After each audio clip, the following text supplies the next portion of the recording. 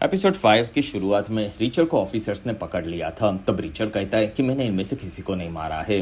तब ऑफिसर्स ने उसे वहां पर अरेस्ट होने के लिए कहा और वो आगे बढ़े। तब रिचर ने उनसे लड़ना शुरू किया और वो उन्हें मारकर बाहर की तरफ भागने लगा, लेकिन वहां पर भी ऑफिसर्स थे। तब रिचर वापस होटल में घुस गया और उसने वहां पर एक रूम में डस्टबिन पाइप को देखा। तब रिचर उस पाइप से नीचे चला गया जिसमें वो तेजी से नीचे जा रहा था, लेकिन वहीं पर उसका टी शर्ट फट गया। तब वो वहां पर लटक गया और बाहर ऑफिसर्स उसे ढूंढ रहे थे। तब रिचर के ऊपर किसी ने कचरे की थैली फेंकी। तब रिचर ने उसे पकड़ लिया और तब तक एक ऑफिसर ने नीचे देखा। तब रिचर के सर पर रखी हुई कचरे की थैली उसे देखी। तब ऑफिसर वहां से निकल गया और तब रिचर वहां से आजाद होकर नीचे गिर पड़ा। फिर रिचर उस बिल्डिंग के बेसमेंट से बाहर आ गया। तब रिचर ने वहां से तमारा को कॉल लगाया और उसने बताया कि उसने होटल में काफी सारे किलर्स और लाइला के गार्ड्स को मरा हुआ देखा है, जिसमें उन लोगों ने अनीशा और लाइला को किडनैप किया होगा। तब तमारा कहती है कि रिचर उन लाशों के गलों को डैनी के जैसे ही हथियारों से काटा गया होगा। तब रिचर कहता है कि हाँ। तब तमारा कहती है कि रिचर, लाइला ने हमें पहले से चुना लगाया है क्योंकि उसने ही बैन और डैनी को उसी तरह के इंडोनेशियन चाकू से मारा था और उसी ने सभी किलर्स को मारा होगा। तब रिचर समझ गया कि उसने काफी बड़ी गलती कर दी है और ये चीज पूरी टीम वहां पर समझ चुकी थी। तब रोनी ने कहा कि वो पेन ड्राइव एना कभी भी लाइला को नहीं भेजेगी क्योंकि वो काफी बुरी है, ये उसे पता था। तब रिचर समझ गया कि वो पेन ड्राइव एना ने उसके सबसे करीबी इंसान को भेजी होगी, जो कि उसका भाई जैकब था, और जैकब के घर के बाहर ही वो पेन ड्राइव उन्हें मिल सकता था। तब वहां ऑफिसर्स आ चुके थे। तब रिचर्ड वहां से भागने लगा, लेकिन एक गाड़ी से वो टकरा गया और नीचे गिर पड़ा। तब ऑफिसर्स ने आकर रिचर्ड को वहीं पर अरेस्ट कर लिया।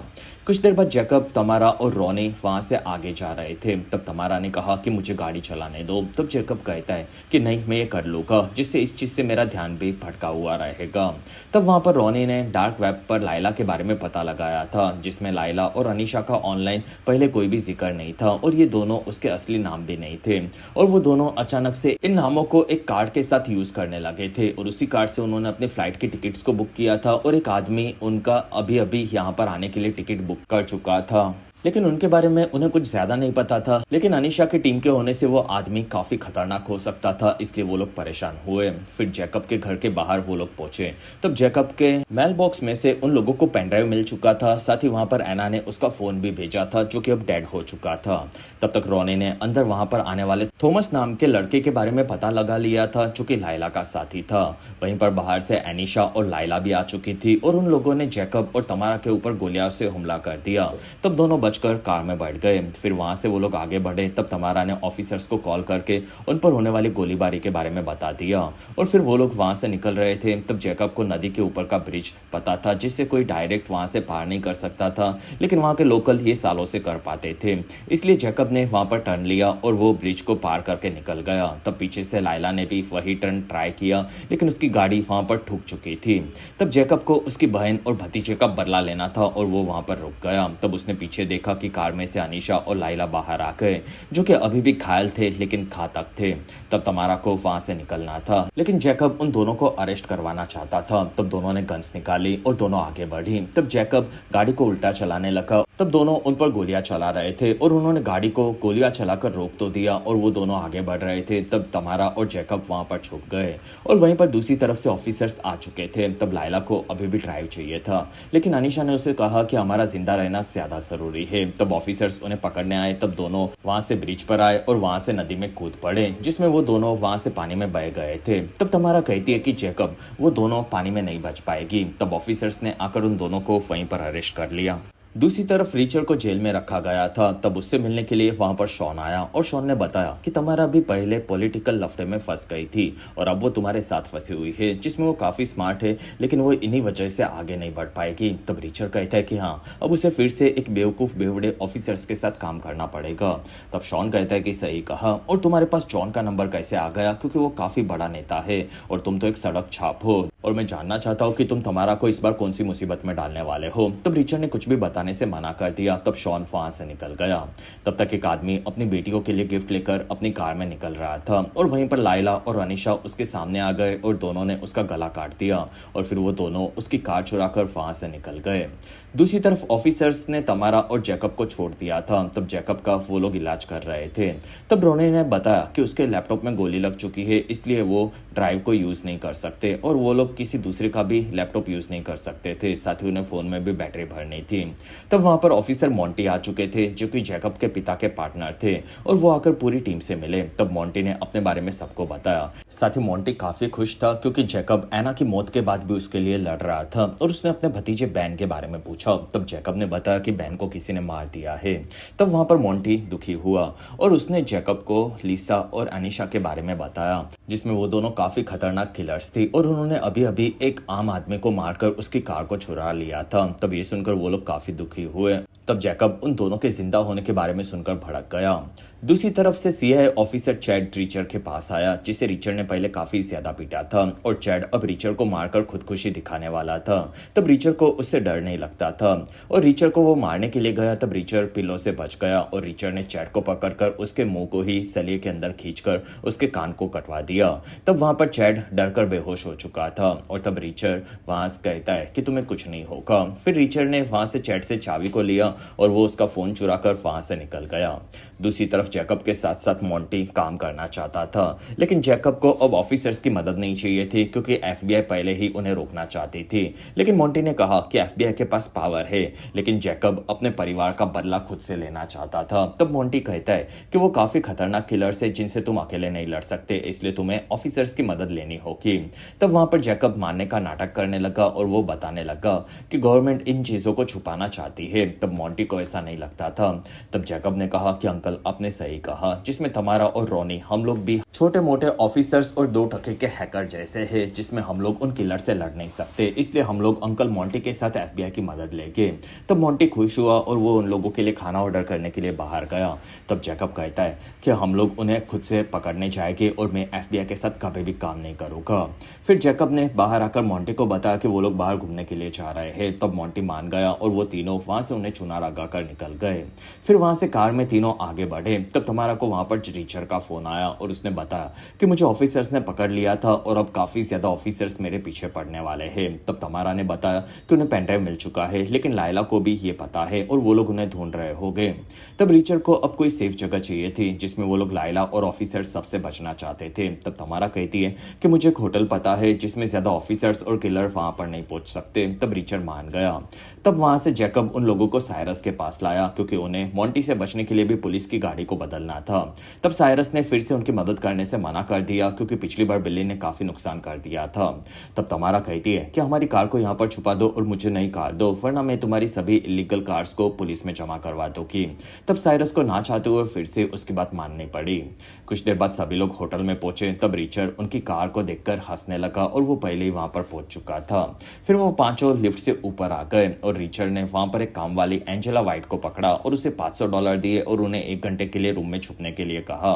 तब एंजेला वहां पर मान गई और वो पांचों अंदर चले गए।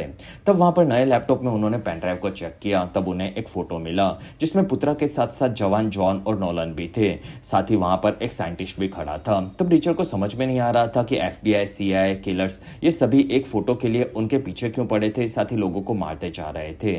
फिर वहां पर फोन चार्ज हुआ। तब जैकब ने फोन को चेक किया। तब उसे लायला का भेजा हुआ एक एड्रेस मिला था। तब टीम ने देखा कि वो एक खाली बिल्डिंग थी। साथ ही जैकब को वहां पर कुछ वीडियोस मिले थे जो कि लायला ने एना को भेजे थे। तब जैकब ने उन्हें चेक किया जिसमें लायला ने डैनी को ब्रूटली टॉर्चर किया था और ये बैन के सामने वो कर रही थी, जिसमें बैन उन्हें बचाने के लिए एना से मदद मांग रहा था। फिर उन लोगों ने बैन को मारने का भी वीडियो भेजा था। तब तमारा ने जैकब से फोन ले लिया और तब जैकब वहां पर नाराज होकर चला गया। तब तमारा आकर उसे संभालने लगी। तब जैकब ने कहा कि मैं उन लोगों को पकड़कर कुत्तों की मौत मारूंगा। तब तमारा कहती है कि तुम ऐसे इंसान नहीं हो, जिसमें एना भी कभी भी ऐसा नहीं चाहती। तब जैकब कहता है कि वो इंसान भी उनके साथ मर चुका है और वहां पर तमारा ने उसका हाथ पकड़ा और उसे शांत करवाया और कहा कि मैं तुम्हें संभाल लूंगी। तब तक नीचे न्यूज में रिचर के बारे में बताया जा रहा था, जिसमें एक ऑफिसर को उसने जेल में काफी ज्यादा पीटा था और वो भाग गया था। तब ये न्यूज वहां पर काम वाले ने देख ली और वो इस बारे में ऑफिसर्स को बताने के लिए निकले।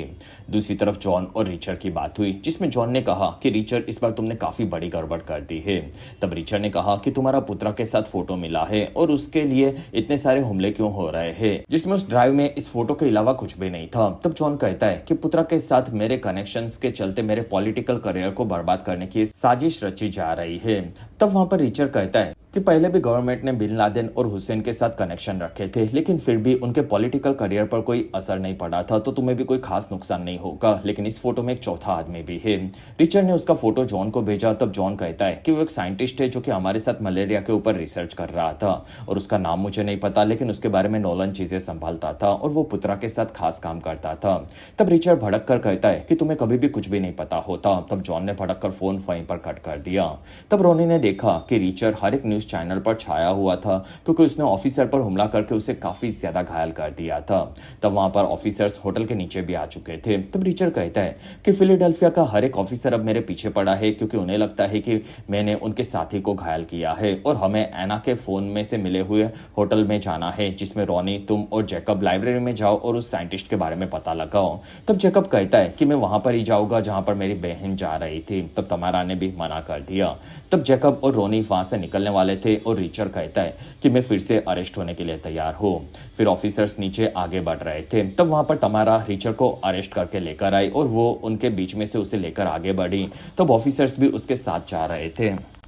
तब तमारा वहां से रिचर्ड को उसकी कार में लेकर जा रही थी। तब कामवाली ने बताया कि वो दोनों साथ में काम कर रहे हैं। तब ये सुनकर ऑफिसर्स वहां पर चौंक गए, लेकिन तब तक तमारा रिचर्ड को वहां से लेकर निकल चुकी थी। तब ऑफिसर्स उनके पीछे आने लगे और वो उनके कार को रुकने के लिए कह रहे थे। तब तमारा की कार के सामने ट्रक आ गया।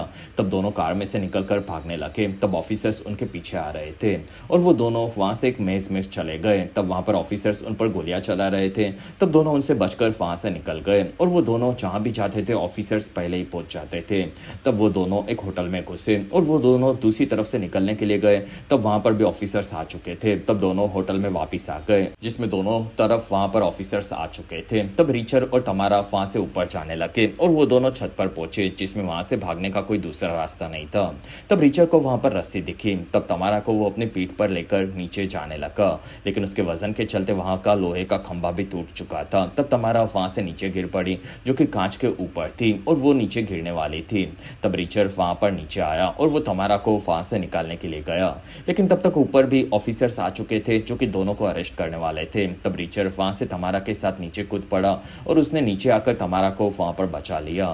फिर वो दोनों होटल से बाहर निकले और वहां से आकर बस में बैठ गए, लेकिन वहां पर भी एक लड़की ने न्यूज में रिचर्ड को देख लिया था और वो उसे पहचान चुकी थी और उसने सबको बताया कि रिचर्ड ही वो आदमी है जिसने उनके ऑफिसर को पीटा था। तब रिचर्ड और तमारा दोनों वहां से बाहर निकल गए और वो दोनों ऑफिसर से बचने के लिए ब्रिज के ऊपर भाग रहे थे, लेकिन सभी तरह से ऑफिसर उन्हें पकड़ने के लिए आ रहे थे। तब दोनों ब्रिज के ऊपर लटक गए और वहां पर थोड़ा सा आराम करके वो लोग निकलने का सोच रहे थे। कुछ देर बाद वो दोनों ऑफिसर्स को चकमा देकर लाइला के भेजे हुए एड्रेस वाली बिल्डिंग में पहुंचे जो कि वहां पर बंद थी। तब दोनों ने वहां का दरवाजा तोड़ दिया और दोनों ऊपर आए। तब वहां पर उन्हें नीचे काफी सारा खून दिखा, साथ ही वहां पर टेबल्स भी थे। तब रिचर्ड ने देखा और वो समझ गया कि लाइला ने वहां पर बैन को पकड़ा होगा और वो उससे टॉर्चर कर रहे होंगे, लेकिन वो एक एथलीट था इसलिए उसने खुद को आजाद करवा लिया और वो भागने के लिए गया। तब दोनों ने उसे अपने हथियार से मार दिया और उसका खून ही नीचे गिरा था जिसमें वो तड़प तड़प कर मरा होगा। तब वहां पर लाइला थी और वो कहती है कि हमारे पास कोई दूसरा रास्ता नहीं बचा था, जिसमें लाइला के साथ वहां पर उसका हथियार था और उसने पेन ड्राइव मांगा। तब रिचर्ड कहता है कि हमारे पास गन है जो कि चाकू से ज्यादा तेज है। तब लाइला ने वहां पर जैकब को बाहर निकाला जिसे अनीशा ने पकड़ कर रखा था। तब जैकब ने वहां पर अकेले आने के लिए माफी मांगी। तब लाइला ने उसे बचाने के लिए पेन ड्राइव को देने के लिए कहा। तब वहां पर रिचर्ड और तमारा दोनों भड़के हुए थे और रिचर्ड आगे क्या करना इस बारे में सोच रहा था और इसी के साथ ही बेहतरीन एपिसोड 5 यहीं पर खत्म हुआ। और अगर आप आगे का एपिसोड 6 जल्द से जल्द देखना चाहते हो तो आपको इस चैनल पर मेरा 45,000 सब्सक्राइबर्स का टारगेट कैसे भी खत्म करना होगा।